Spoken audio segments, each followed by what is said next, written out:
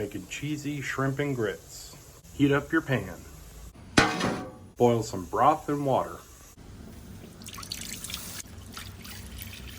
Throw in your grits.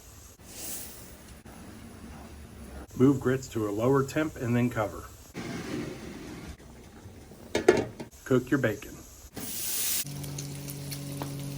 Throw some cheese in the grits.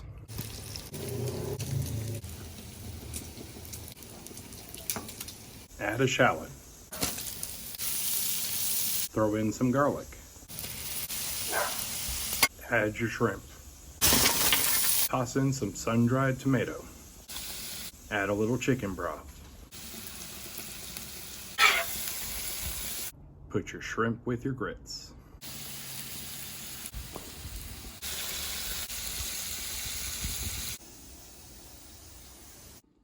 There it is, cheesy shrimp and grits. Mmm.